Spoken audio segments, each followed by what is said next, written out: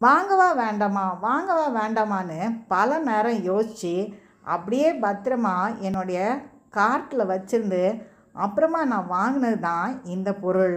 பார்க்குறதுக்கு பெருசாக இருந்தது, ஆனால் வாங்கினா எப்படி இருக்குமோ அப்படின்னு யோசிச்சுட்டே தான் வாங்கினேன். ஆனால் பிரித்து பார்க்கும்போது எனக்கு வாங்கினதுக்குரிய முழு திருப்தி இருந்தது. நான் வாங்கினது இந்த ப்ரோச் தான். பார்க்குறதுக்கு ரொம்ப அழகாக இருந்தது. கொஞ்சம் எடை அதிகமாக இருக்கிற மாதிரி தான் இருந்தது, ஆனால் குத்திட்டு போனால் ரொம்ப அழகாக இருக்கும். நல்லா மினுமினுப்பாக பளபளன்னு இருக்குது பாருங்கள். பார்க்குறதுக்கு ரொம்ப அழகாக இருக்குது. உண்மையான ஒரு ரோஜா பூவை கையில் ஏந்தின மாதிரியே இருக்குது பாருங்கள்.